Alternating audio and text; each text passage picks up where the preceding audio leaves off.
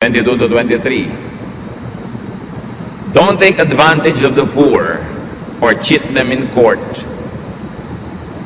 The Lord is their defender, and what you do to them, He will do to you. This is do not make friends with people with bad traits.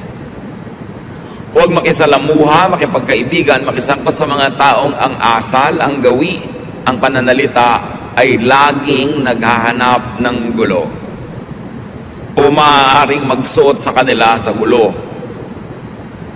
Kaya ang itatanong natin bago tayo makipagkaibigan o maging malapit sa isang tao, gusto ko bang maging tulad niya? Kung siya ay palababag, palaaway, lagi nalang may nagagalit sa kanya, di syempre, yung mga galit na yun, tatamaan ka rin kung lagi kang malapit sa kanya. Don't make friends with people who are prone to get into fights, into trouble. Dahil madadamay at madadamay ka. O kung hindi man, baka magiging active pa yung role mo, maging accessory and instrument ka to their violence. Pinipili ang kinakaibigan. Bagamat hindi pinipili ang tinutulungan, maging matulungin ka kahit kanino, maging mahabagin kahit kanino, pero yung makikipagkaibigan ka, makikibarkada ka, pinipili yun. Proverbs 22, 26 to 27, don't guarantee to pay someone else's debt. If you don't have the money, you might lose your bed. So huwag daw magagarantiya sa utang ng may utang. Huwag kang pipirma doon sa linya na nakalagay, garantor. Huwag mong ilalapit ang sino mang mangungutang sa uutangan at sasabihin mo, sige, pagka hindi siya nakabayad, akong bahala sa akin, kamaningel. Sabi, alam mo, baka pati higaan mo mawala sa'yo. Ibig sabihin, hanggang yung kahuli-hulihang ari-arian mo ay mawala pa dahil magbabayad ka sa utang ng pinaggarantihan mo. Special edition number 3, do not be a guarantor. Madalas, pag nalaman mong tama pala yung do not be a guarantor, huli na, sumabit ka na, napahama ka na sa utang ng iba. Unang-una, hindi ka naman Diyos. Paano mo naman malalamang makakabayad itong pinag-garanti mo? So it's presumptuous to be a guarantor. And you might lose all you have, and you might lose including the debtor, kasi siyempre kung yung nangutang na ginarantihan mo ay hindi nagbayad at ikaw napahamak, magkakasira din kayo. Mawawalan ka rin ng kaibigan, so nawalan ka pa ng ari-arian at kabuhayan. Be wise. Pero may magtatanong, paano po kung maawain ako o talagang gusto kong tumulong? Okay, be a guarantor, but be ready to pay. Huwag ka magtaka pag hindi siya nakabayad at ikaw nagbayad. Huwag sasama ang loob mo kung ikaw magbabayad. Maghanda ka ng pambayad. So you should be ready financially, emotionally, and mentally to pay because you are a guarantor. Meanwhile, if you are not ready to pay with your own money, to suffer for somebody else's debt, then don't be a guarantor. Magtatampo po, magagalit siya. Mamaya naman, pag hindi siya nakabayad, ikaw naman ang magtatampo at magagalit, di ba? Panapanahon lang, di hayaan mo na lang siya magtampo. Kaysa ikaw. Ikaw yung nawalan dahil sa utang niya. Kung bakit naman talaga yung mga nangungutang, ang kasunod na sakit niyan, amnesia. Alam niyo, pwede yung ipagpagawa ng monumento sa plaza ng inyong bayan, yung nangungutang na nagbabayad.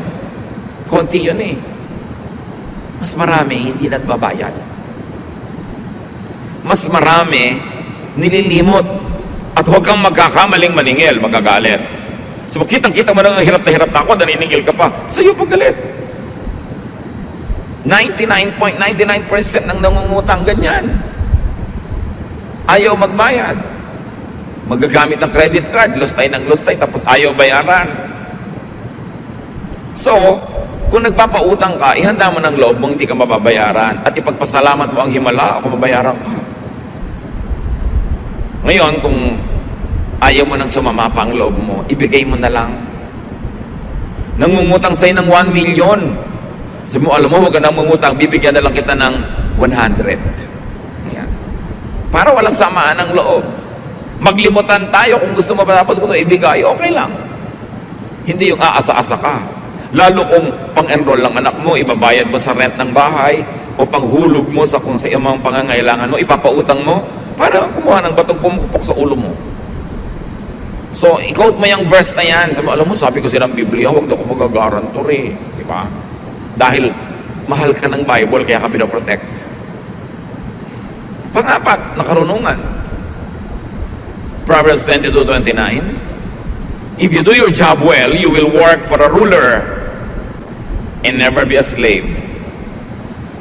Siyempre, iba naman kung yaya ka ng prinsipe at iba naman kung yaya ka ng isa kung sinong kapwa mo rin ng mga maralita. Diba? Yan ang tinatawag na alila ng alipin. Hindi yun masama. Pero ang sinasabi ng Bible, kung gagalingan mo ang pagtatrabaho, makakapili ka na employer. Kung gagalingan mo, huhusayan mo ang pagtatrabaho, aasenso ka, that you will end up working for the best. So kung ikaw ay hairdresser, kung ginagalingan mo yan, darating ang panahon ang ginugupitan mo, mga star, mga mayayaman, mga mahilig sa magaganda at kayang magbayad. Kung magaling kang driver, ang ending mo, ipagdadrive mo ang presidente ng bansa, o ipagdadrive mo ang mga matataasang ranggo sa lipunan. Kung mahusay kang modista, darating ang panahon, ang igagawa mo ng damit, yung mga pinakamagagandang mga gawa ng damit. Kung ikay mahusay na karpintero, mahusay kang tubero, aasenso ka. So ang work well, yun ang lesson. Maski ano bang trabaho mo, hindi ka magtatagal sa baba pag magaling ka. Kailangan ng mundo ng magaling eh. Sasabihin ba, ang hirap naman po maghanap ng trabaho? Sino may sabi sa'yo? Kahit ngayon mga call center companies, ang dami-daming vacancies. Tens of thousands ang kailangan. Pero hindi lahat qualified. Yung mga hirap na hirap maghanap ng trabaho, liban na lang na hindi pa nadidiscover ang galing nila, kadalasan hindi yun yung magagaling. At dahil marami yun, marami kang kakompetensya sa pag-aagawan nyo sa mga trabaho sa baba. Pero ang daming bakante sa taas.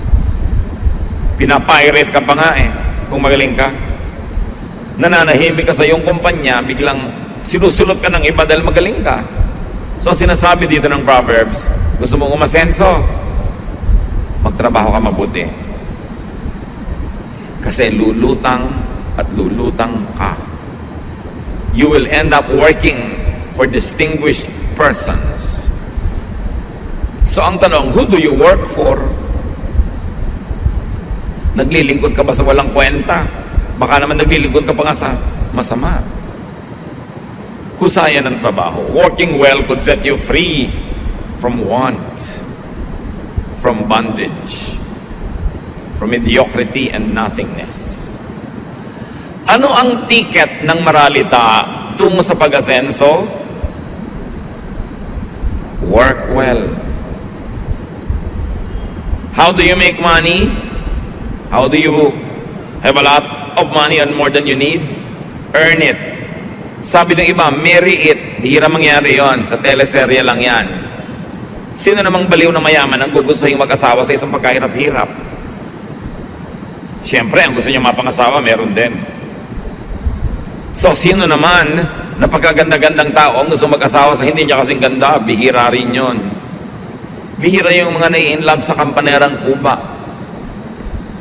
Bihira yung mga prinsesang humahalik ng palaka. At humalik ka man ng humalik, baka nakakaisang daang palaka na yan, tad ka na ng kulugo, hindi pa rin nagiging prince. Usually, titingnan mo siyempre kung maganda ba yung partnership. Sino ngayon ang papatol sa'yo?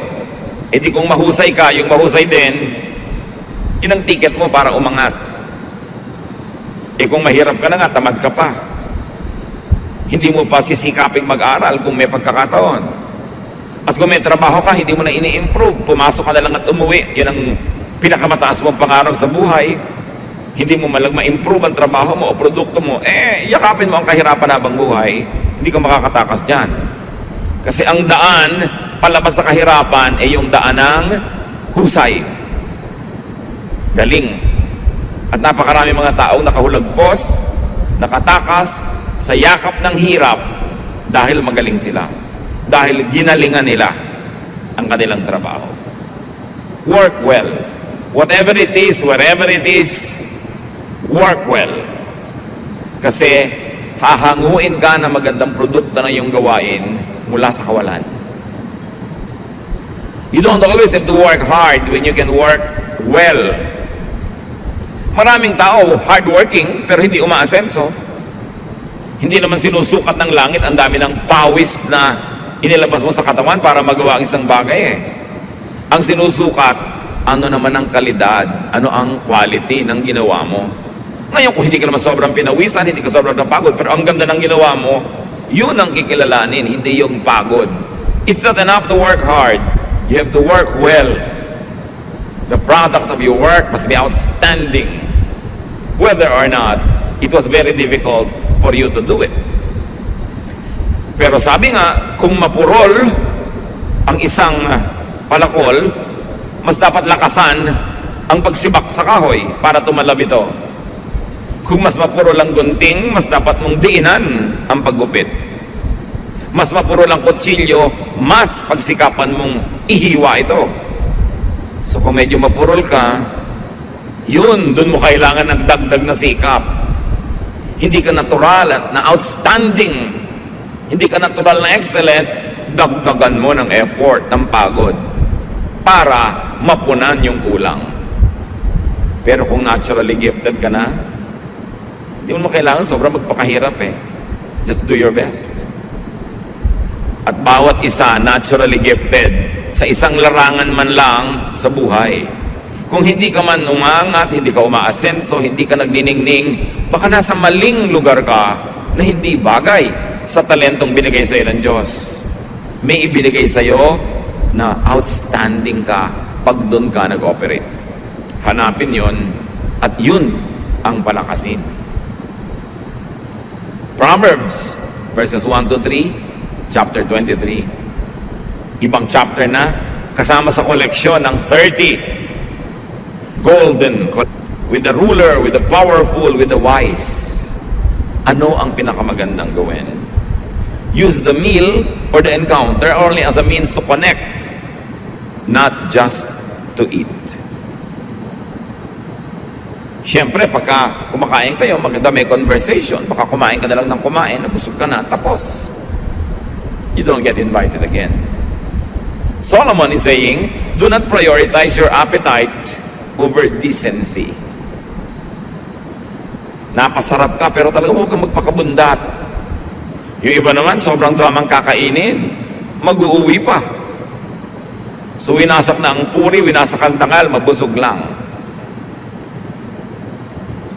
Meron naman, yayayain mong kumain sa Japanese restaurant para makaranas naman kung sakali hindi pa nararanasan yon. Para lumawak ang karanasan, dumami ang alam. Ayaw gumamit ng chopstick. Kasi mo alam mo, ganito paggamit ng chopstick. Ay, ayaw ko niyan, hindi ako mabubusog. Hindi kita inimbita para ka mabundat. Inimbita kita para ka maging tao. Yun ang gustong sabihin sa inang nag-i-invite. Ayaw gumamit ng ganito, ayaw gumamit ng, ay, hindi ako sanay sa ganyan. Hindi ka naman nandun lang para lang mabusog. Siyempre, pag naimbita ka, lalo mahusay yung nag-imbita sa'yo, ang goal mo, maimbita ulit. Katulad ng kung restaurant ka, hindi naman goal mo, may kumain lang na customer, ang goal mo, bumalik siya. Pero nandun ka, kumakain ka sa restaurant, wala pang 10 minutes na nandun ka na, decided ka na kung babalik ka or not. Diba? Yun ding naimbita mo, 10 minutes mo palang nakita, alam mo na, hindi ko na ito imbitahin ulit. So kayo ba'y naimbita ulit? Lalo ng mga taong may saysay. O tayo'y nakakadalaan. Kailangan, hindi nadadala sa iyo ang tao. Lalo yung taong yun ay nakakatulong, may magagawang mabuti, dapat hindi siya madala. Huwag na para kang mga angaw-angaw na insekto na ang dapuan, ubos. Makakadalaan ka. Proverbs 23 verses 4 to 5, ika-anim sa ating koleksyon. Give up trying so hard to get rich. Your money flies away before you know it. Just like an eagle suddenly taking off. So anong sinasabi ni Solomon? Na ang yaman-yaman, don't. So why sell your soul to the devil for money when you can so easily lose that same money? Work for things that last, that endure, like relationships. Huwag bibigyan ng higit na halaga ang pera kesa sa magandang pakikipagkapwa-tao, kesa sa magandang relasyon sa kapwa, kesa sa pagiging makadiyos. Instead of collecting money, collect friends. Collect goodwill. Collect good health. Yan ang mga tunay na kailangan ng tao sa buhay. Ngayon, binigyan ka pa ni Lord ng bonus, yumaman ka, edi salamat. Kita niyo si Solomon, ang runong-runong talaga. Nung pinapili ng Diyos ko, ano man ang gusto niyang ibigay sa kanya ng Diyos at ipagkakaloob naman, ang pinili niya, wisdom. Hindi pera. Pero dahil natuwa ang Diyos sa kanya, hiningi niya wisdom, pati pera binigay. Pero pera, hihingin mo, ibigay man yan, kaya mo bang i-maintain? Kaya mo bang ingatan? Kaya mo bang paramihin? Proverbs 23, 6 to 8. Don't accept an invitation to eat a selfish person's food, no matter how good it is. People like that take note of how much you eat. They say, take all you want, but they don't mean it. Each bite will come back up, and all your kind words will be wasted. Pati ba naman ito alam ni Solomon? At itinuturo. Sabi niya, huwag mong tatanggapin ang paanyayan ng isang makunat, isang kuripot, isang madamot na tao na kumain sa kanyang mesa. Yang mga ganyang tao, bawat subo mo, sukat at bilang. Huwag kang maniniwala pag sinabi niya, sige pa, kain ka pa. Hindi nila yun. Talagang niloloob. Salita lang yon. At kukulang na lang ipasuka sa'yo bawat nilululun mo. Kaya bawat pasalamat mo at papuri, baliwala. Ang sinasabi dito ni Solomon sa atin, do not accept insincere offers. Huwag kang tatanggap ng mga alok na hindi naman taos puso. Mga alok na pabalat bunga. Mga alok na pakonsuelo de bobo. Huwag kang kakain ng nagbibigay sa'yo, alam mo namang hindi naman talaga gusto magbigay.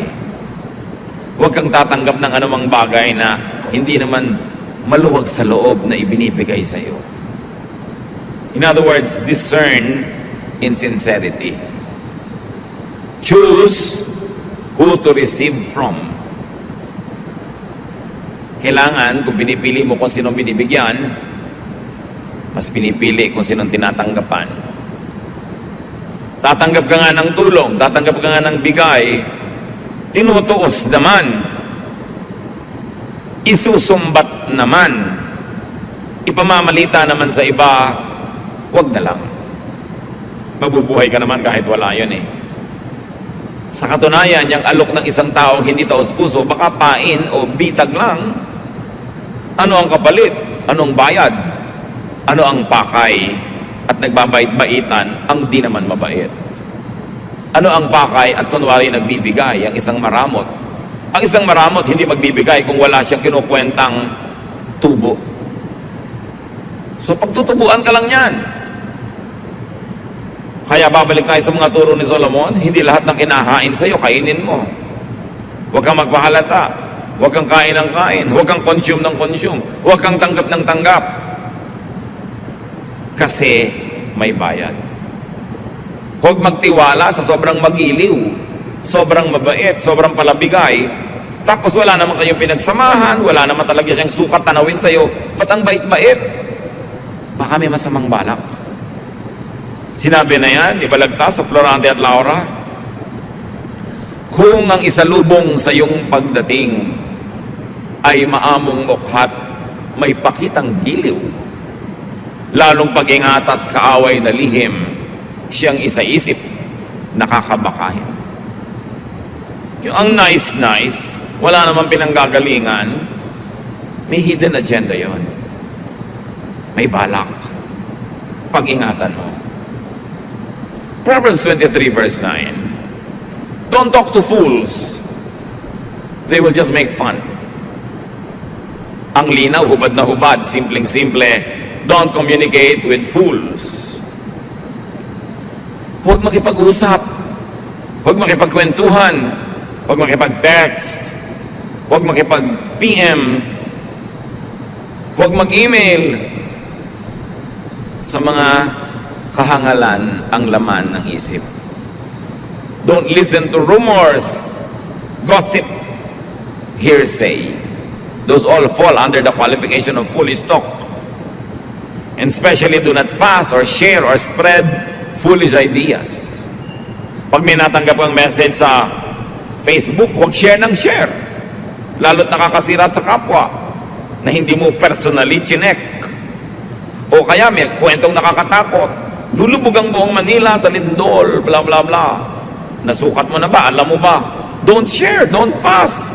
Kasi magdadala ka ng nervyo sa iba, hindi mo naman alam kung sure yun. Lalo kasiraan ng kapwa, totoo man o hindi, don't pass. That is foolish talk. Hindi natin business yun. Kailangan manahimik ka. Lalo ngayon sa social network, ang bilis-bilis kumalat ng balita, maganda man o pangit, dapat merong pang responsibilidad, pananagutan. Pag may naninira sa'yo, sinisiraan si ganung tao, alam mo ba, personally, na-verify mo ba, huwag ka maniniwala agad. Kasi we are people of truth. No matter how convinced a person is to try to tell you about somebody else's kamalian or kapintasan, maaaring nagkakamali siya sa perception niya. At kahit pa nga tama't totoo, dapat niya bang pag-usapan? So listen to wisdom. More so if it's part of Solomon's special edition. Learn from them. Learn from Solomon. Makakaiwas ka sa maraming gulo na darating pa at maaaring makalabas ka sa mga gulong na sangkutan mo na. Pakiramdaman ng buhay, makinig sa karunungan para makaiwas sa mga bagay na nakakasakit sa atin at para rin madiscover natin ang magagandang bagay na inilaan ng Panginoon. Ama namin sa langit, binubuksan namin aming puso at isip sa inyo upang panatilihin yung naroon sa aming isip lahat ng magagandang bagay na aming na-review. Bigyan niyo po kami ng creativity, ng enlightenment para ma-apply namin sa buhay ang mga bagay na ito. Patawarin niyo po kami kung may mga ginagawa kaming mga nanggagaling sa kamangmangan, nanggagaling sa foolishness. Teach us to be wiser as you are the God of wisdom. Pagbulay-bulayan natin mga kapatid, isa man lang sa marami natin pinagsalu-saluhan at gumawa tayo ng mga tiyak na pasya na pakinabangan natin ito at pakinabangan ng mga natin sa buhay. Dear Lord, as we sit still, as we listen for your voice, speak to us and teach us how to operationalize these lofty ideals. Manatili sa presensya ng Panginoon at hanapan ng paglalapatan sa buhay ang mga karunungan ni Solomon.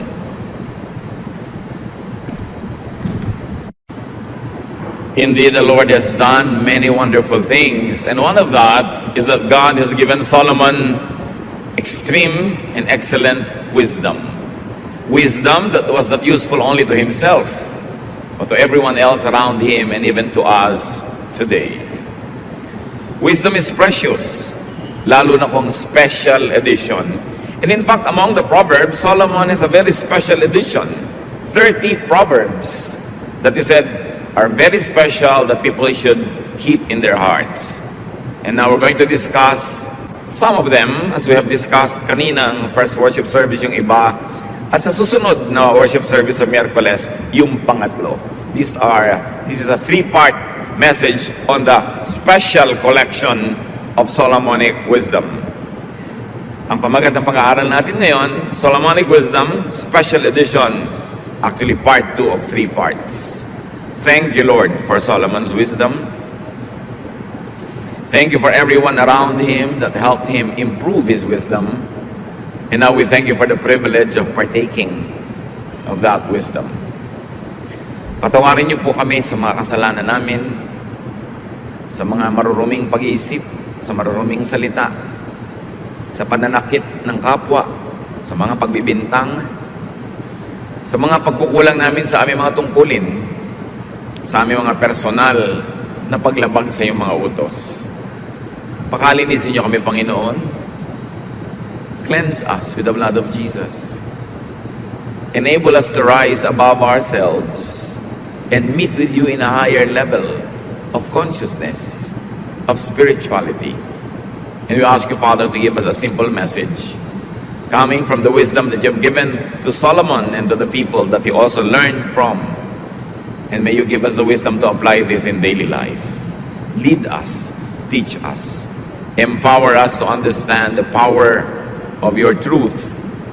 At nawa, Panginoon, ang iyong mga salita maging kagamutan, kalakasan ng aming katawan, ng aming isip, ng aming emosyon, at ng espiritu. Patahimikin niyo pong loob namin, payapain niyo kami, ano man ang pwedeng gumulo sa amin, at ang inyong pagpapala maghari sa dakong ito, lalong-lalo sa bawat puso ng narito ngayon. Bless us, Father, with your truth. We seek you, thanking you in the name of Jesus, your Son, our Lord and Savior. Amen. We shall be reading from Proverbs 22, this time from verses 17 to 21, a very important prelude to the many Proverbs that Solomon called special. Here are some sayings of people with wisdom, so listen carefully as I teach. You will be glad that you know these sayings and can recite them.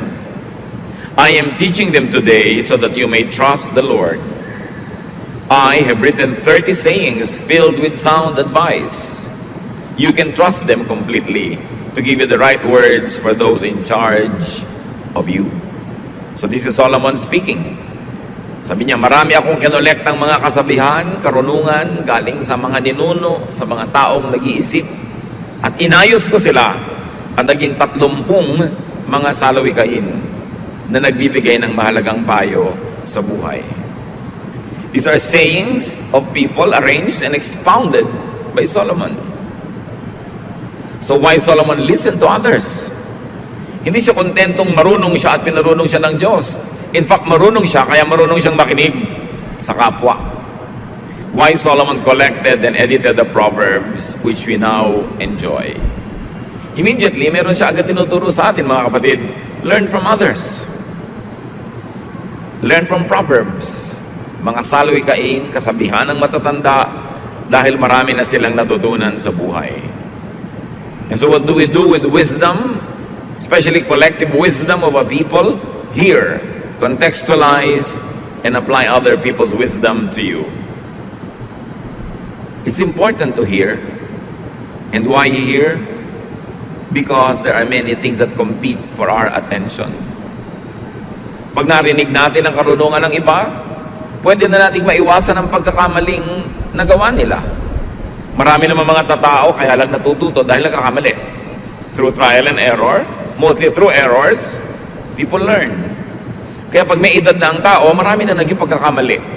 O marami na siyang napanood, naobserbahan na pagkakamali ng iba. And when you learn from them, you avoid committing the same mistakes. Nakakatipid kang magbayad ng matrikula. Nakakatipid kang mahirapan at masaktan. Kaya mahalagang nakikinig. Then you contextualize. Lalo karunungan ng ibang tao, ibang panahon, ibang lugar, ibang kultura, hindi naman buong-buo mong lululunin at i-apply sa iyong buhay, kailangan ibinabagay mo sa iyong buhay, sa iyong kondisyon, sa iyong kalagayan. That's why you put the entire truth in your context. You frame it with your reality, and then you apply it to benefit from it, not to suffer. Meron kasi mga karunungan na pag in-apply mo naman sa buhay mo, nagsasuffer ka, it's disadvantageous to you, then it is a misapplication. Because the words of God are given so that we might be free, we might be happy, fruitful, godly, and comfortable. Then what do you do with what you hear and contextualize? You apply it. Therefore you move. Hearing must end in moving. Moving your body, moving your life, moving your direction. At ang kauna-unahan sa ating ngayong pag-uusapan, Proverbs 23:12, listen to instruction and do your best to learn. Tatanungin mo ba naman si Solomon na marunong kung ano ang dapat mong gawin? Siyempre, ang unang niya sabihin sa iyo, lanan sa kapwa na hindi mo naiintindihan, i-judge mo agad na mali. Ang problema mo lang pala, makitid lang ang utak mo, hindi kasya yung maraming kaalaman. But because of this narrow-mindedness, you demonize those who are in a higher level of thinking. Kaya pagkamang mga tao, kadalasan, malupit din. Mapanghusga. Kaya dapat aral ng aral. Proverbs 23:13-14. Don't fail to correct your children. You won't kill them by being firm, and it may even save their lives. Huwag na huwag daw pababayaan ang pagtutuwid sa mga bata, lalo sa kanilang mga kalikuan. Correct children. Bakit turo ni Solomon at ang mga matatanda na gumawa ng mga salawikayang inayos niya na dapat laging ituwid ang bata? Because most of the time, liko ang bata kesa tuwid. The tendency for children is to be wrong more than to be right. Proverbs 22:15, all children are foolish, but firm correction will make them change. Hindi mo kailangan turuan ang bata magsinungaling, may iimbento niya yon. Hindi mo siya kailangan turuan maging makasarili, may iimbento niya yon. Hindi mo siya tuturuan manakit ng kapwa-bata, mangagaw ng kinakain ng kapwa-bata. Likas sa fallen human nature. Kaya habang maaga, itinutuwid agad ang liko. Kesa sa katandaan na, kalakihan yung liko, mahirap nang ituwid. But of course, it must be a correction. Hindi yung hampas ka lang ng hampas, palo ka lang ng palo, nagsasalita ka lang ng masakit. Dahil hindi naman maitutuwid yung ganun, mga pagkakamali ng maling approach. So, correction won't harm children. In fact, non-correction is what could kill them.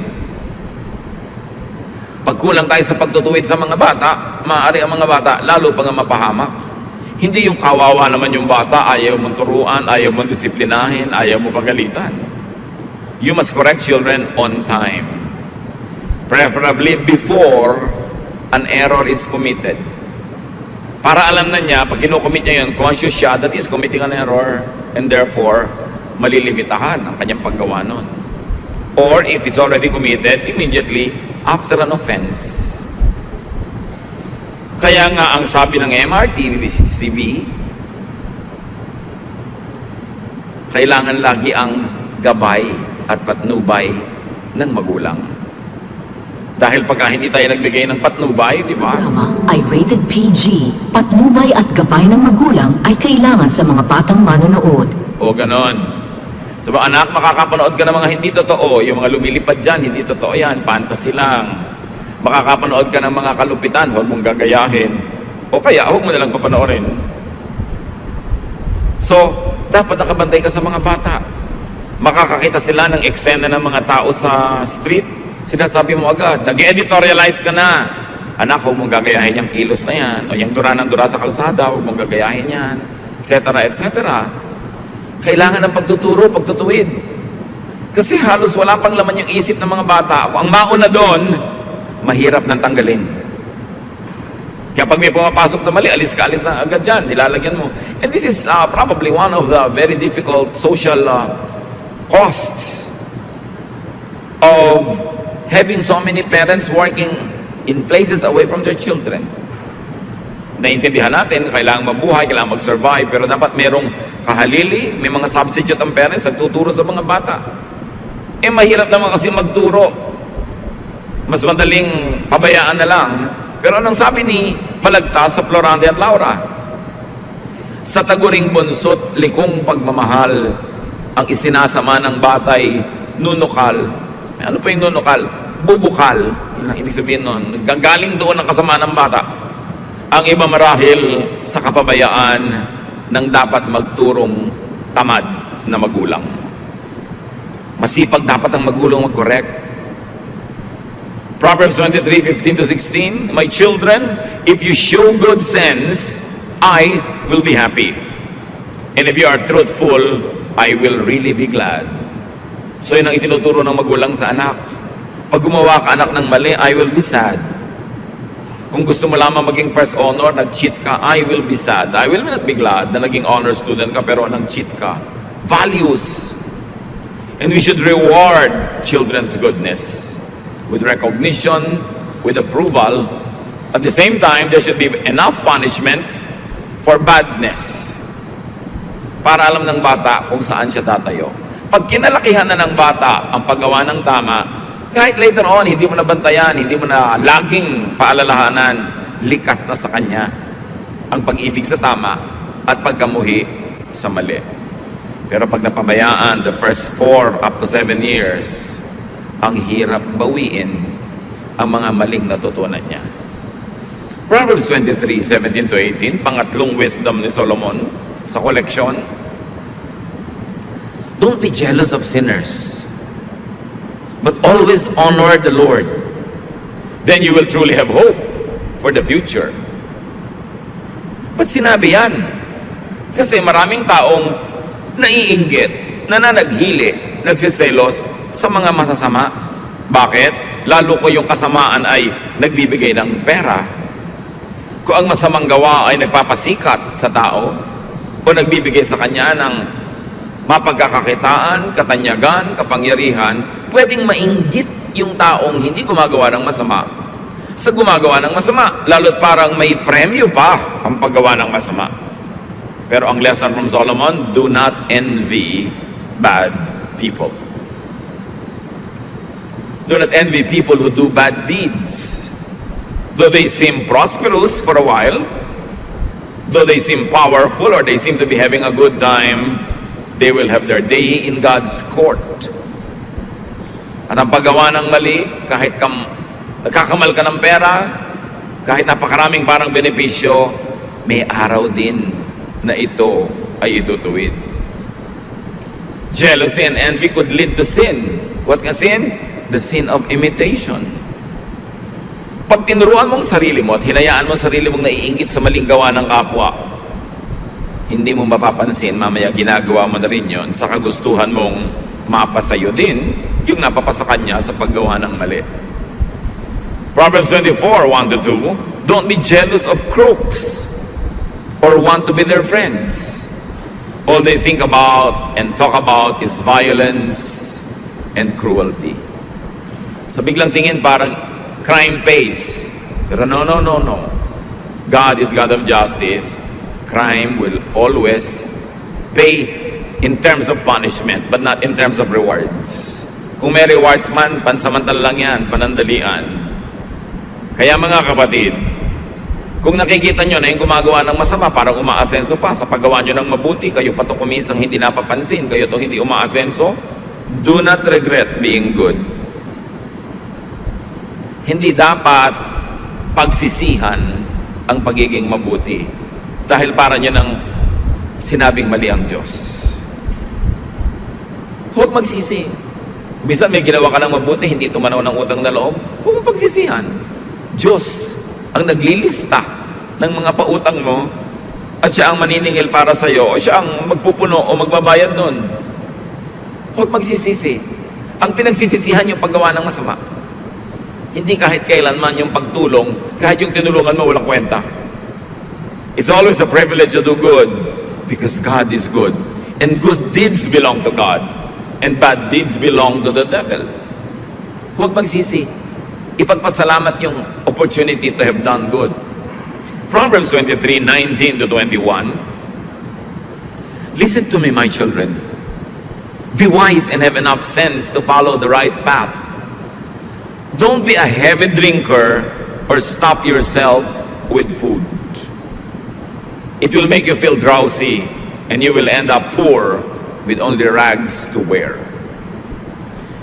O isa pang turo. Siyempre pag sinabing children, hindi lang ito little infants.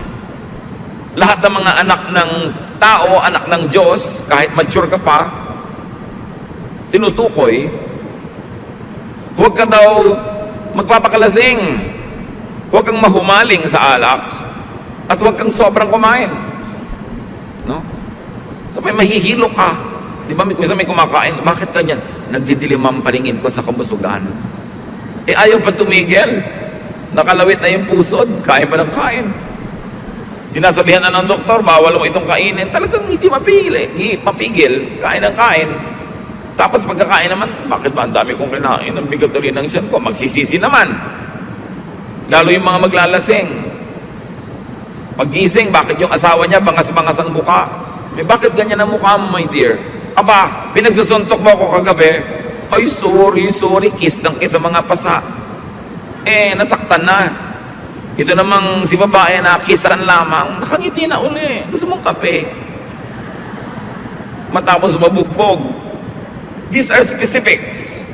But really, what it is saying in general is do not indulge in pleasure, in vice that are bad to your body, bad to others who care for you. Yung mga sobrang naglalasing, may sakit na nga sa atay, ayaw tumigil kumain ng matatamis, may diabetes na nga. Kain pa ng kain ng mga cholesterol, may sakit na nga sa puso. Alam nyo ba na hindi lang kayo nagiging unkind sa sarili nyo? Kasi kung gusto niyo lang mamatay, sana namatay na lang kayo. Instantly, dead. Tapos nakalibing na kayo. Hindi Magkakasakit kayo. Gagastahan. Aalagaan. Mahal magkasakit at mahal din namang mamatay. Ibibili kayo ng ataol. Ibibili kayo ng libingan, paglalamayan, magastos din. Yung mga tao na hindi nagmamahal sa kanilang kalusugan, ang totoo nun, nagiging malupit kayo sa mga nagmamahal sa inyo dahil alam nyo naman na magdurusa rin sila. Hindi lang kayo kung kayo yung magkakasakit. Kaya dapat may pananagutan tayo sa isa't isa. Anak ka? Naku, I will not indulge in very dangerous sports kasi pagka bigla ako na paralitiko dito, buong buhay ko, aalagaan ako ng magulang ko, tumatanda na sila, mag-aalaga pa sila ng na-paralyzed dahil sa isang very dangerous activity. Hindi ako mag-i-indulge in drugs. Pag nahuli ako, nakulong ako, matanda na yung magulang ko, impis mabigyan ko ng ginawa, siya wala pa yung dadalaw sa akin sa kulungan. O mag-iingat ako sa kalusugan ko kasi pag namatay ako bigla, kawawa naman tong asawa ko, siya magpapalaki ng mga anak namin mag-isa. Alam nyo, inaalagaan ng katawan, hindi lang dahil mahal mo ang sarili mo, dahil mahal mo yung mga taong umaasa sa'yo. Pananagutan yan ng matitinong tao. So ano ang paalala dito ni Solomon? Restrain yourself. Magpigil. Anything that you love, desire, and covet could be your master. Ang hinahangad mo, ginugusto, hinahabol-habol, magiging Panginoon mo yan. Kaya tiyakin mo unang-una na hindi yan alak, hindi yan drugs, hindi yan nakakasama sa iyong katawan dahil marami rin namang madadamay kung magkasakit ka.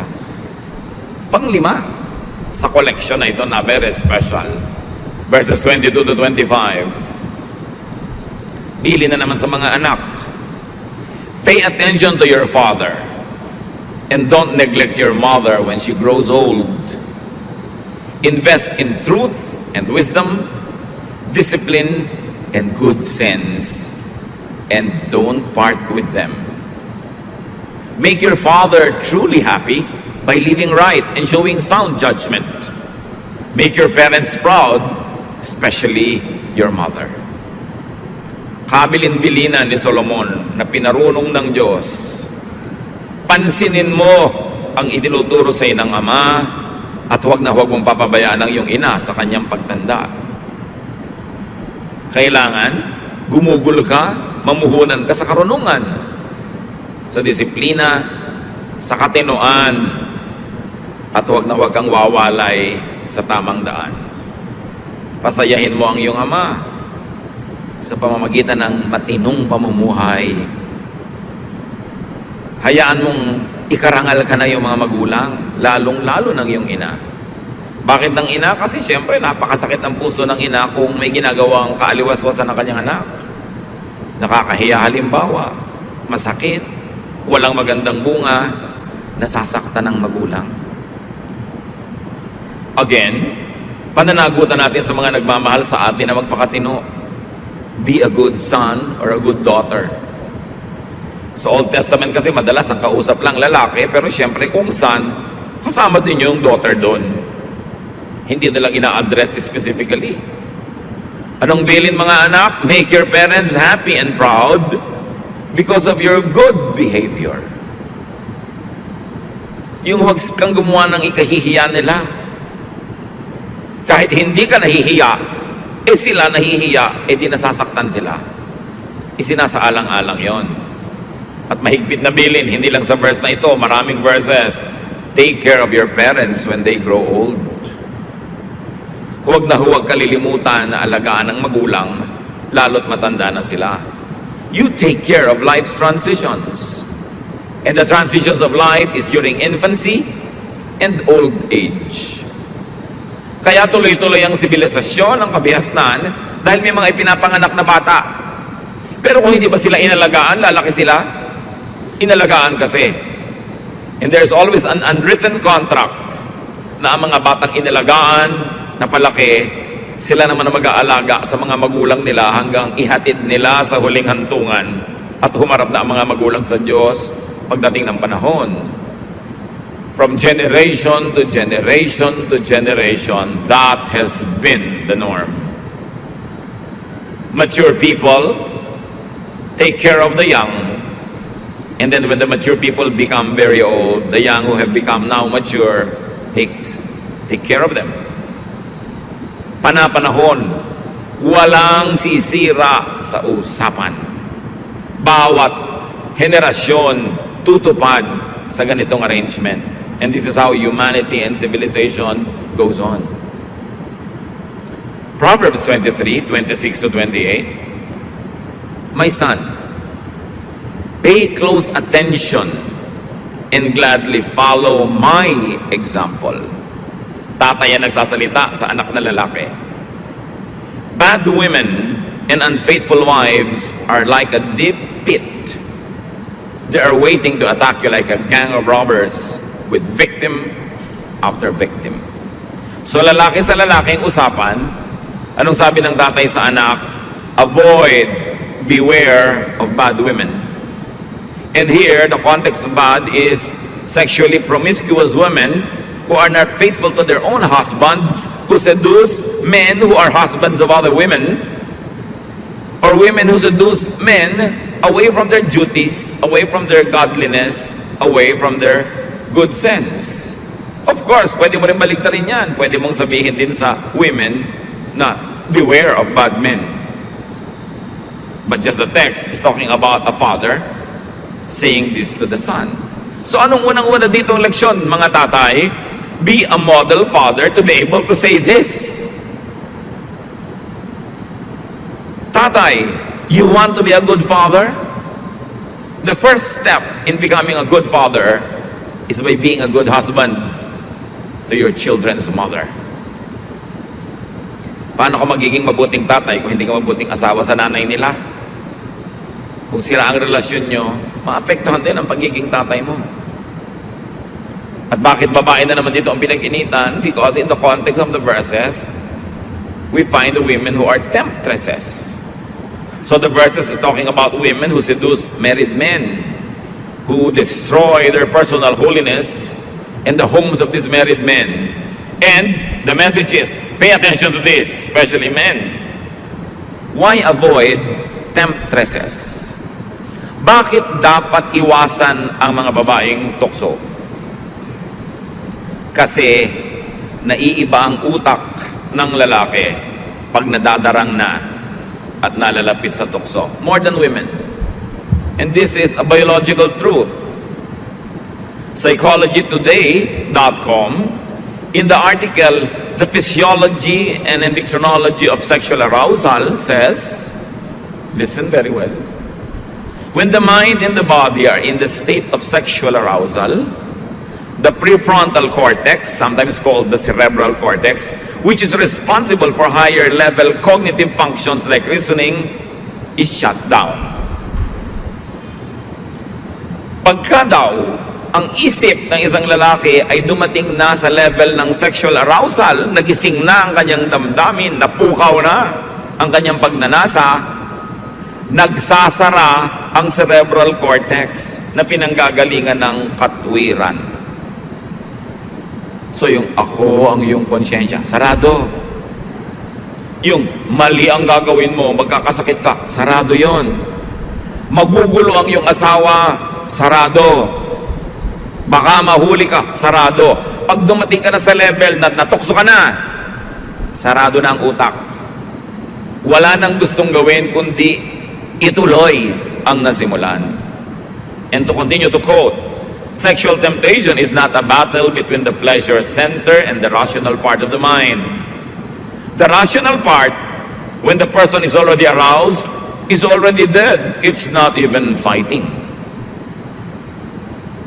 So kung tayo'y lumululo ng pagkain at may dalawang tubo na pinupuntahan yung ating lalamunan, isa patungo sa lungs na hindi dapat pasukan ng pagkain, at isa patungo sa sikmura na dapat puntahan ng pagkain, pag ngumunguya ka na, nalalaman na ng lalamunan mong may lululunin kang pagkain, nagsasara yung glottis, a muscular flap, na sumasara doon sa mga butas patungo sa lungs para yung kinakain mo ay huwag magpunta ron at tumuloy sa sikmura. Pero kung kumakain ka, tawa ka ng tawa, daldal ka ng daldal, nalilito yung lalamunan mo, kaya kung isang paglulun mo, yung kanin tumutuloy sa lungs.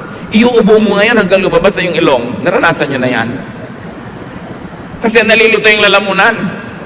Kaya kung lululun, huwag dumaldal, huwag tumawa ng tumawa dahil may nakakamatay. Ang isang Kennedy namatay sa dining table dahil dyan may nalulun. Hindi lumabas, nag-choke, hindi nakahinga. Eh kung isang hita ng manok yung nilunok nyo, parang talagang hindi kayo makakahinga. Ganon din yung utak. Yung pinanggagalingan ng katwiran, katinuan, kahusayan, karunungan, yung cerebral cortex, pag dumating sa level ang lalaki na natukso na arouse, sarado na yung utak. Pag natukso, nadarang, na arouse, sarado na yan, madilim na ang isip. Wala na yung gustong gawin, kundi parausin ang lagnat, tapusin ang nasimulan na pagnanasa. At pag natapos na lang yon, tsaka uli bumubukas yung utak. So sabihin, ba't ko ba ito nagawa? Magsisisi ngayon. Hanggang sa susunod na panahong matukso ulitan na naman. Kasi sabihin ng asawa, 7 beses mo na akong iniwan. So 7 beses na pala nagsara yung cerebral cortex. Ngayon mga kalalakihan, huwag ang cerebral cortex ang sisihin. Kung sabihin kasi nagsara na yung cerebral cortex ko. Mrs., ano sasabihin nyo? Bakit ka nagpadarang? Hindi pa naman sasara yan kung hindi ka darang eh. Ba't ka lumapit? Ba't ka nagpatukso? Hindi yan sasara mag-isa. Sasara lang pag natukso ka na. So dapat hindi ka nagpapatukso. Kaya ang payo dito sa Proverbs, avoid. Huwag yung lumayo ka kung natukso ka na, yakap-yakap ka na, tsaka ka palalayo. Walang gumaganon. Lumayo ka sa simula. Kaya huwag mong kakantahin yung tukso, layuan mo ako. Ba't ka lalayo ng tukso? Gusto kang ng kapitan. Ikaw ang lalayo dyan.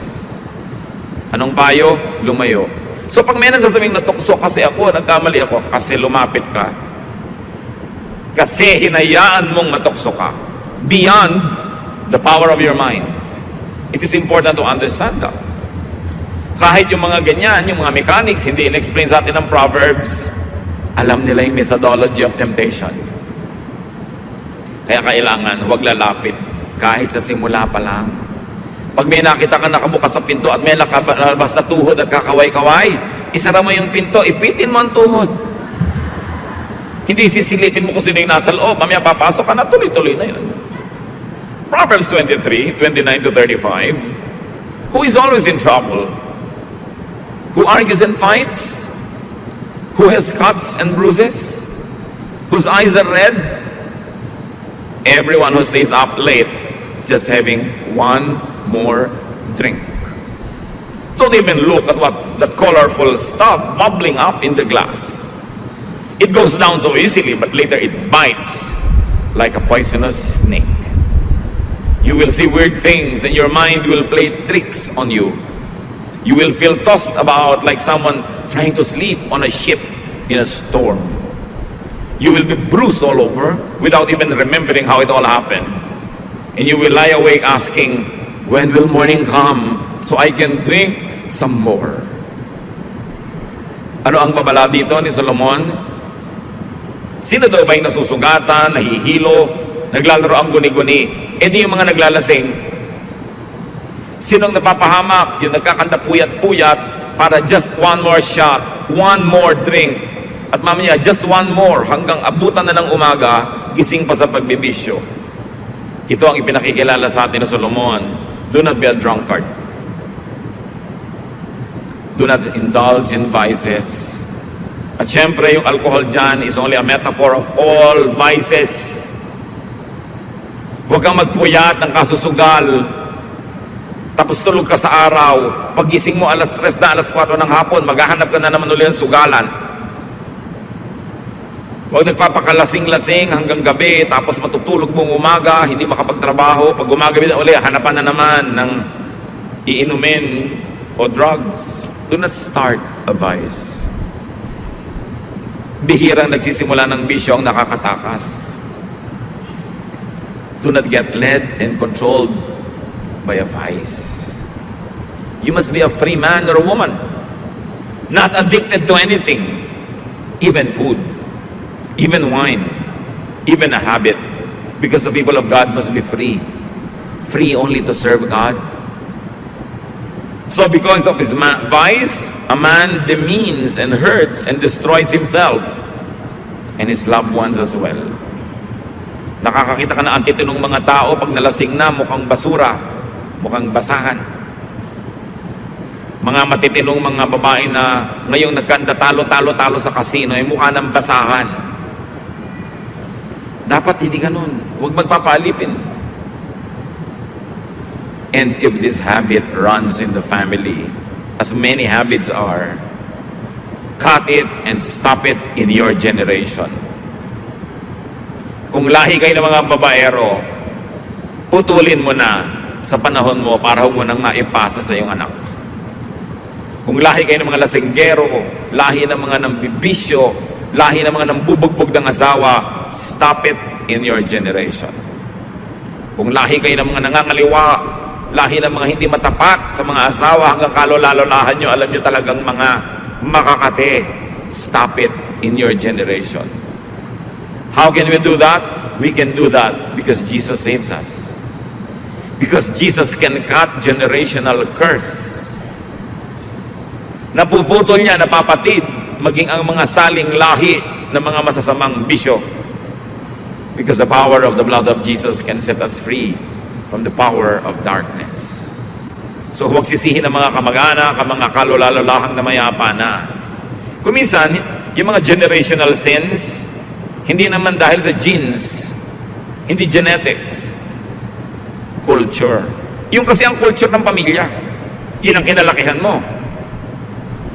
Pag hindi ka conscious, yun din ang paraan ng pagpapalaki mo sa anak mo. Kaya kailangan conscious. Lalo sa generation nyo, nakakilala kayo sa Panginoon, nagkaroon ng bagong buhay sa Panginoon, dapat putulin ang mga bisyo ng mga saling lahi so that you will begin a new generation, a godly generation in your bloodline. Proverbs 24, 3-4. Use wisdom and understanding to establish your home. Let good sense fill the rooms with priceless treasures. Pag gumagawa kayo ng bahay, anong plano ng mag-asawa? Architectural plan, muebles, motif, color. Pero sabi ni Solomon, build your home and your home life on the foundation of wisdom. Imbes ang isipin yung mag-asawa, yung bahay, ang isipin ninyo is yung tahanan, yung home. Anong ilalagay natin? Anong ipupundar natin? At sabi ni Solomon, magpundar kayo, punuin niyo ang bawat kwarto, bawat bahagi ng inyong tahanan ng karunungan. Let wisdom fill and decorate your home. So ano dapat ang nasa bahay? Hindi naman masama na may magagandang gamit. Okay lang yan kung afford nyo. May mga sasakyan kayo para maginhawa. Pero hindi dapat mawawala intelligent discussions. Lumalaki dapat ang mga bata na pag magkakasabay kayong kumakain o kayo nagpapahinga, seated together, matatalino ang pinag-uusapan. Katalinuhan. Hindi mga walang kwenta-kwentang bagay, hindi mga kalaswaan, hindi mga cheese.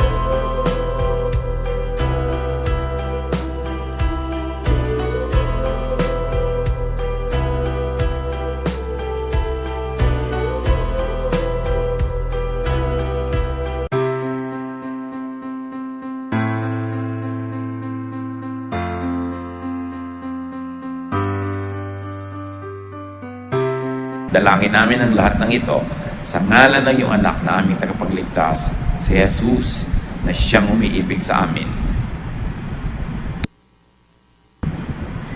Amen. Proverbs 22, yan po ang ating pasimula sa 3 chapters ng Proverbs kung saan nakakalat yung special edition ng mga karunungan na gusto ni Solomon na bigyan natin ng special na pansin. Proverbs 22:17 to 21 introduces the body of wisdom. Here are some sayings of people with wisdom. So listen carefully as I teach. And here Solomon speaks. You will be glad that you know these sayings and can recite them. I am teaching them today so that you may trust the Lord. I have written 30 sayings filled with sound advice. You can trust them completely to give you the right words for those in charge of you. 30 sayings serialized in 3 messages. Kaya yung huling 10 ang bibigyan natin ng pansin ngayon. Now, sayings of people obviously were edited and expounded by Solomon. Nangolekta siya ng mga kasabihan, inayos niya para madaling masulat at madaling matandaan, madaling bigkasin, madaling mamemorya, at ngayon sabi niya, pansinin ninyo dahil ito ay para sa inyong ikabubuti. Why Solomon listened to others and collected and edited Proverbs? Immediately, there is a lesson that we should learn from others. Kahit si Solomon ang runong-runong na, binigyan ng Panginoon ng superior na karunungan, nakikinig pa rin sa iba. Kaya nga siya marunong eh. At isa yan na senyal na marunong kang makinig sa kapwa. So learn from Proverbs. Because you save time and effort. Maraming mga kasabihan at karunungan, ang tagal bago na develop, bago na diskubre ng mga rumunong. Pero kung makikinig tayo sa kanila, nakatipid tayo ng oras. Maging ng mga posibleng sakit sa buhay, hirap, dahil natuto na tayo without experiencing it the hard way. Ang taong marunong at magiging mas marunong pa ay mahilig makinig sa kapwa. Pero siyempre, pinipili kung sinong papakinggan. And of course, you hear, contextualize, and apply other people's wisdom in your life. Why do we say hear? Because it takes a lot of effort to listen. To be quiet enough to hear the other person's voice and not yours. Then you contextualize. Iba ang buhay niya, iba ang buhay mo. yung buhay ni Solomon, buhay ng mga taong unang nakarinig ng kanyang karunungan ay hindi kamukha ng buhay natin ngayon. So may gagawin kang adjustment. You adapt. You suit to your reality the wisdom that you hear.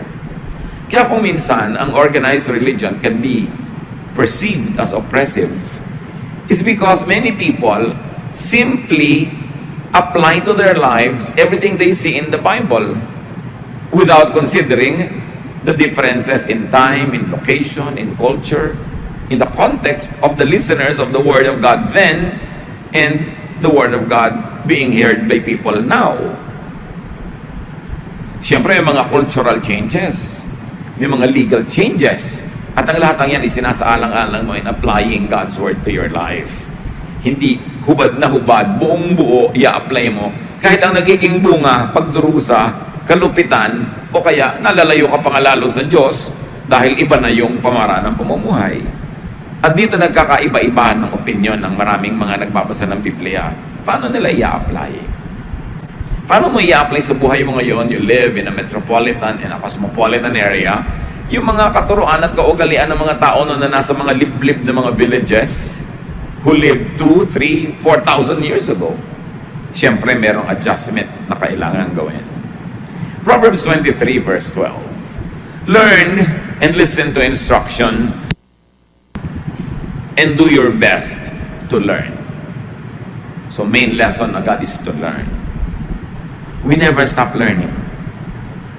You never get to a point in your life when you say, I know everything.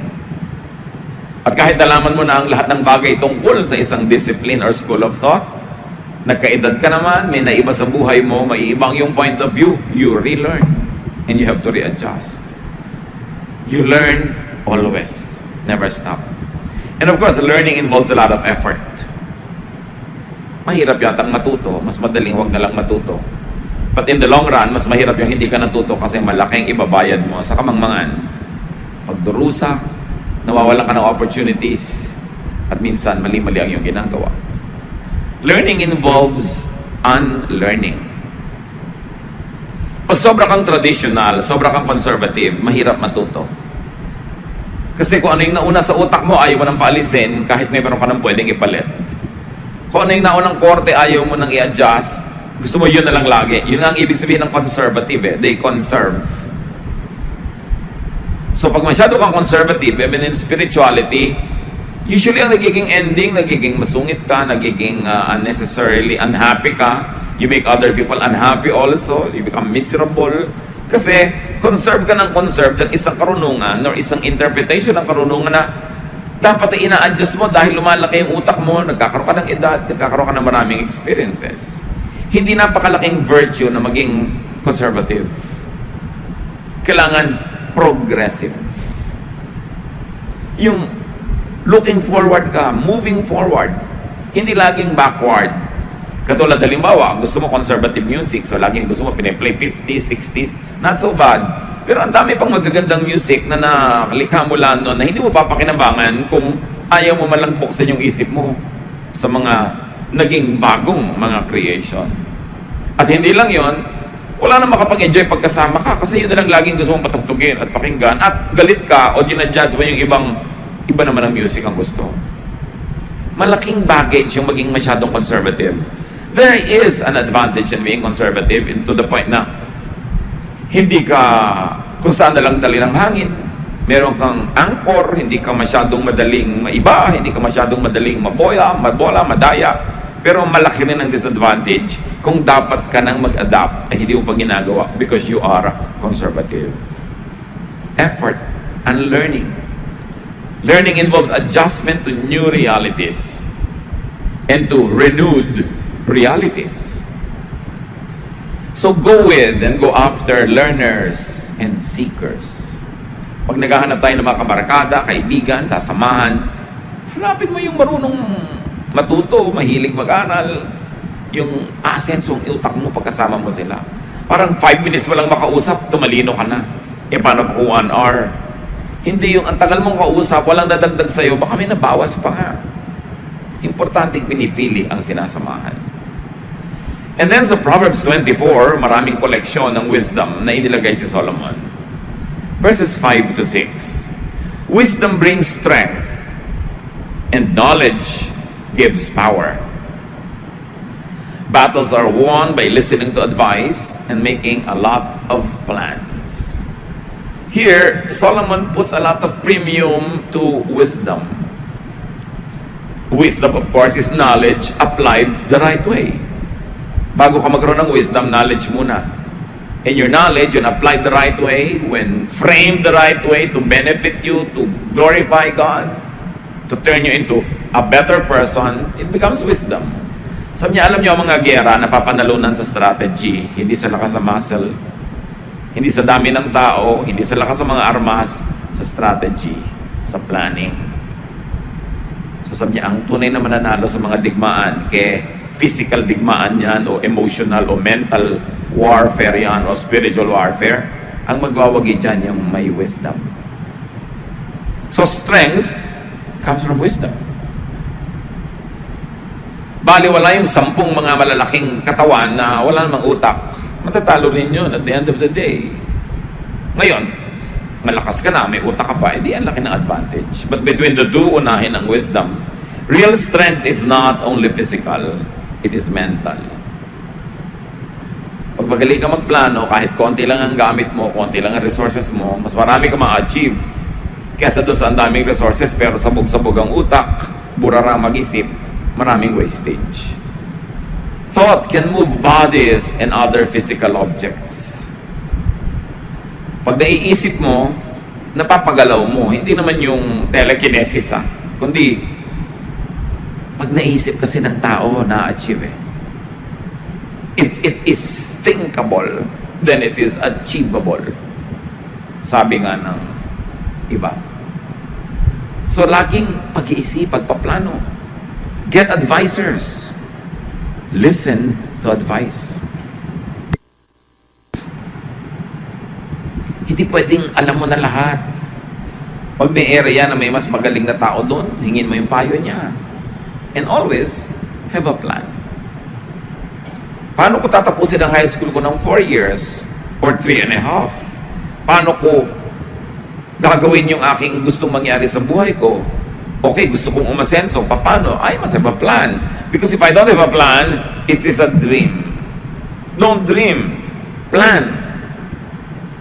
Plan, of course, has a timeline. Ano dapat ang ginagawa ko sa ganitong oras? By this time, ano dapat ang na-achieve ko na? Para masusukat mo kung nakakarating ka ba, lumalapit ka ba doon sa goal mo o hindi.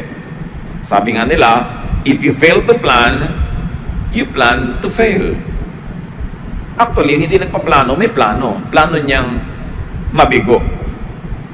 Kasi hindi magkakaroon ng direction yung effort niya sa buhay. Kung tutusin, alam na natin ito lahat Pero sabi nga ng matatanda, ang paalalay gamot sa taong nakalilimot. And it's always good to go back to the Proverbs. Yung dala mo lagi Bible mo, kay electronic yan, o talagang tunay na mga papel na pages. Tapos, kahit na may kausap ka, 3 minutes pa siyang bago dumating, nagbabasa ka ng konting Proverbs, ang dami na agad ang napala mo doon. Always feed yourself with wisdom of the ages. At nandyan, maraming Proverbs.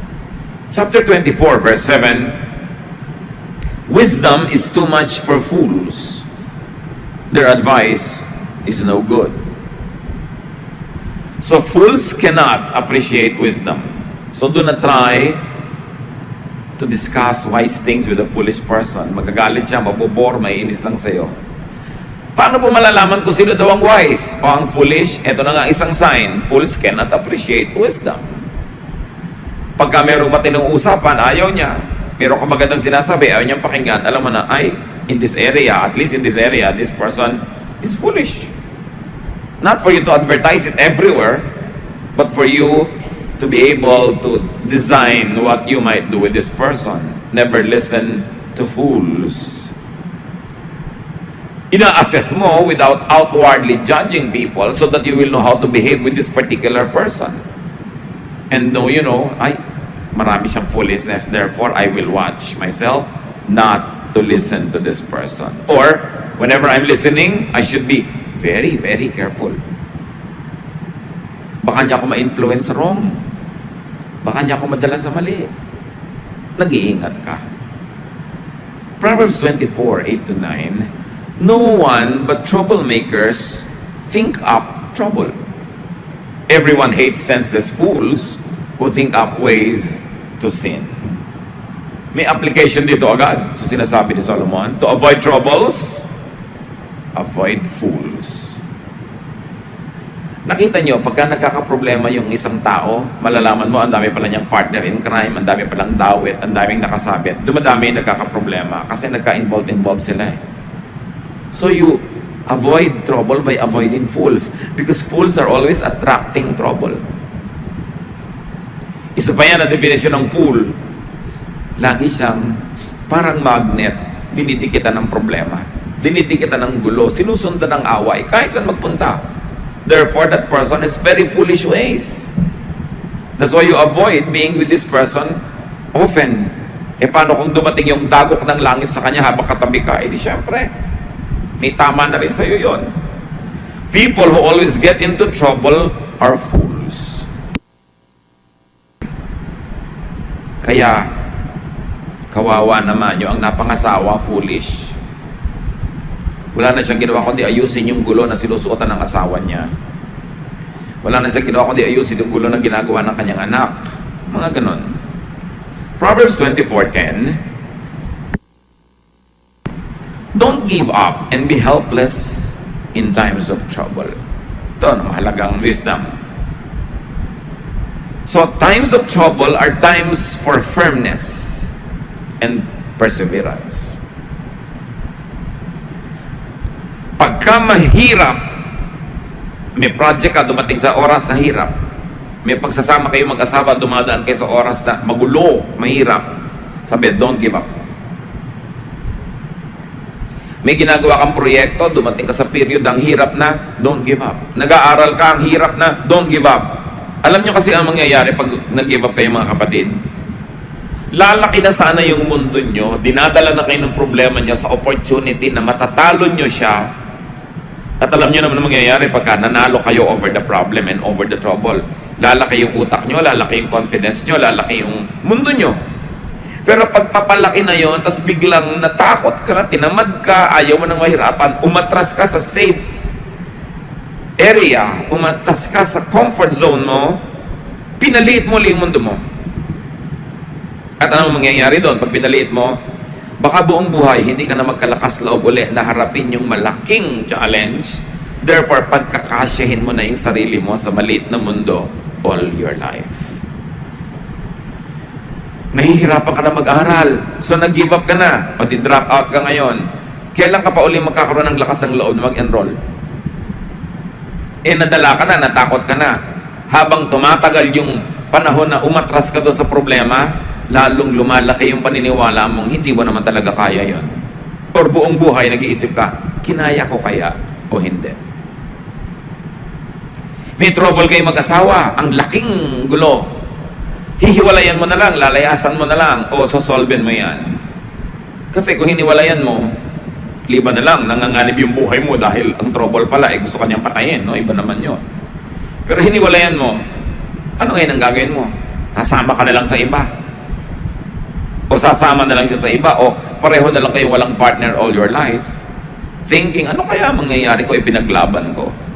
So pag nakasubo ka na, lalo't hindi man masama yung kinasubuan mo, marriage, project, business, ituloy mo kahit mahirap.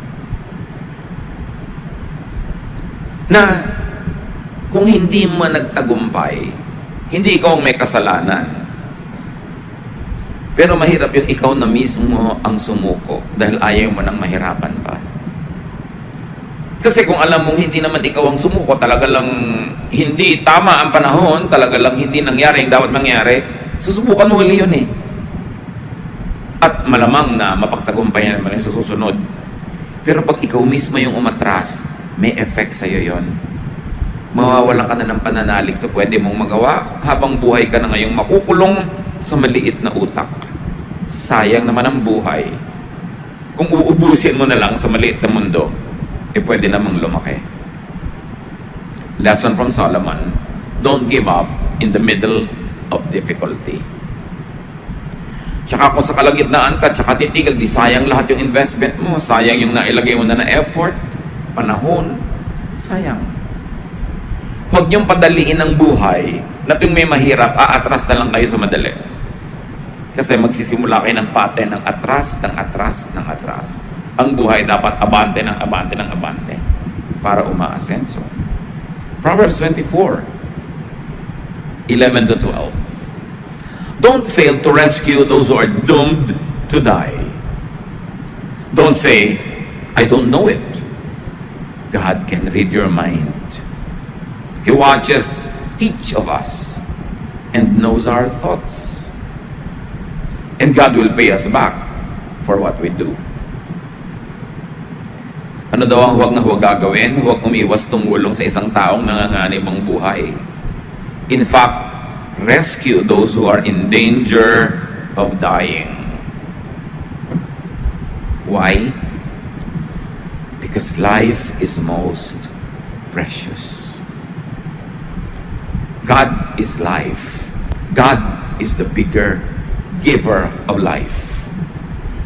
And therefore, life must be saved as much as possible. Iba naman siyempre kung may gusto kang iligtas pero sa pagliligtas mo ay mamamatay ka rin o maraming mamamatay, doon ka mag-iisip kung dapat mo bang gawin or not. Pero yung hindi mo naman ikamamatay, halimbawa, merong bloodletting, merong donation ng blood, ikamamatay mo ba naman na mag-donate ng mga isang balding dugo? Gusto mo isang galon na lang, isang pint, hindi mo naman ikamamatay yung regular na idinodonate. Ba't di ka mag-donate? Nagliligtas ka ng buhay nun. Kahit hindi mo kaharap yung nag-aagaw buhay, may pang dudugtong sa buhay ng isang maaaring malagutan ng hininga dahil walang dugong available, yung ibibigay mo. Isipin mo, isang tao, imbes na matay na ngayon, dahil na-donatean mo yun ng dugo, na buhay pa ng 25 years, 10 years, o kahit 3 days. Napakahalaga ng bawat sandali kung ikaw yung taong merong nagbuhay.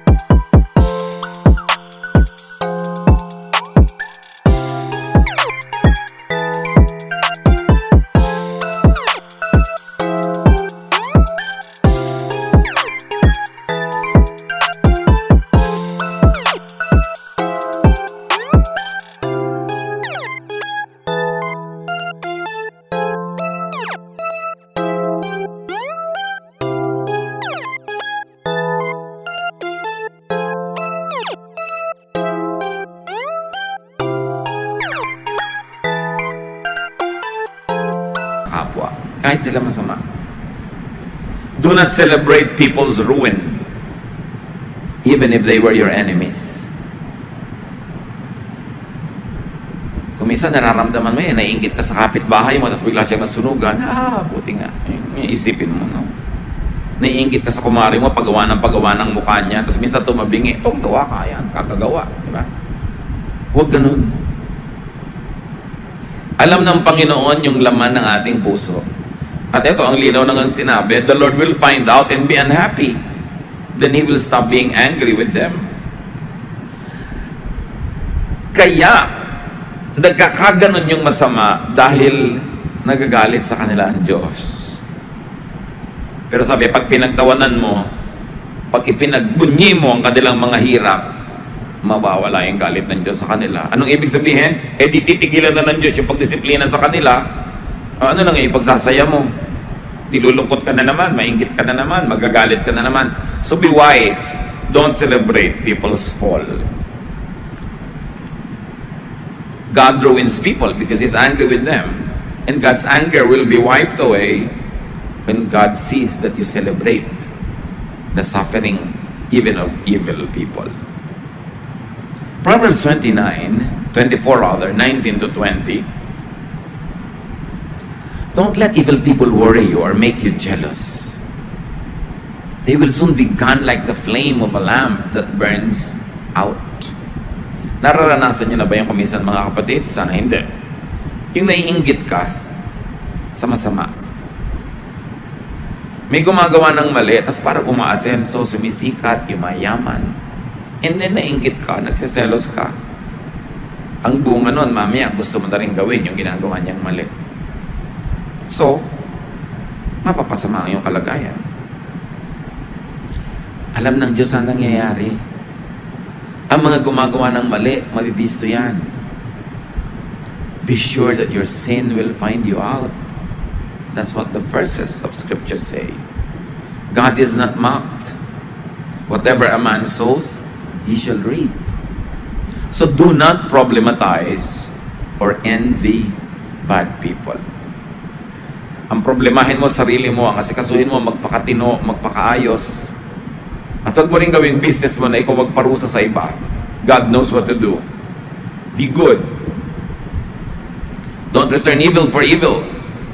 God knows His business, and God is God of justice. And finally, sa collection, Proverbs 24, 21 to 22, my children, you must respect the Lord and the King.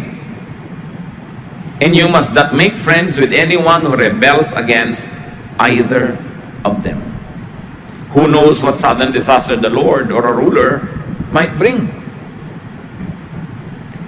Ayaw na ayaw ng Diyos ng rebelliousness kaya sa Kanya o sa Kanyang mga piniling mga namamahala. And generally speaking, unless a ruler is obviously, hopelessly evil, God likes that ruler to be in His position. Kasi kaya naman ng Diyos alisin yan kung ayaw na niya. So ang sabi dito, mga anak, tiyakin nyo lang na iginagalang nyo ang Diyos at ang hari. Wala na tayong hari ngayon, so ano yon? Figures of authority. Employers, superiors, leaders. So ganun, make sure that you respect the Lord and your leaders. And you must not make friends with anyone who rebels against any of either God or the leader. Okay, hindi naman ikaw yung nagre-rebel, pero nakikipagkaibigan ka, nagko-cooperate ka doon sa nagre-rebel, damay ka rin. Sabi niya, alam mo ba kung anong pwedeng dilubyo ang pwedeng datnin ng sino mang lumalaban sa hari o sa Diyos? Hindi mo alam. So, huwag kang maglaro sa ganyang larangan, mapanganib. Huwag kang makikipagsabwatan, huwag kang makikipagtulungan, huwag kang makikipagbulong-bulungan sa mga rebellious people. May parusa yon. Liban na lang yung nire-rebella nila. Diyos na mismo nagsabing rebel against that king because he is obviously, hopelessly, clearly bad. Unless that kind of condition is met, we are to submit to authority. We are submit to those who are on top of us, because if God doesn't want them anymore to be in that position, what is too hard for God? Is it too hard for God to remove them? Sasabi, huwag kang makikipagsabuatan sa mga gustong gumawa ng gulo. Respect those in authority. Do not flaunt your strength or your charisma or your money. Respect those in authority. Pag sinabi mong, bakit siya nasa position of authority and not me? Kung gusto ba ng Diyos na ilagay ka doon, mahirap pa lang gawin yun ng Diyos. Nandiyan ka, dahil diyan ka dilagay. So, magpakatino. Do not cooperate with rebels. God is usually on the side of those who are in authority unless those in authority are clearly, obviously, terribly bad. Nuggets of wisdom to learn from Solomon. Be wise. Please God. Be happy. And it is in being wise that people find deeper happiness in life. Salamat, Ama, sa mga paalala niyo po sa amin. Salamat po sa mga tagubilin. Turuan niyo kami maalala, kahit kalahati man lang itong pinag-aralan ngayon, mabuti kong lahat, pero kahit maling konti, lalong-lalo yung kailangan naming maalala at ma-apply sa buhay namin. Teach us to always remember and apply wisdom in our lives. Pahalagahan namin yung marurunong, inagtuturo sa amin. Umiwas kami sa mga foolish people. At huwag kami makikipagsabwatan doon sa mga taong ang pinupuntahan niyang buhay nila ay gulo. Teach us, O Lord, to observe this and teach us to be agents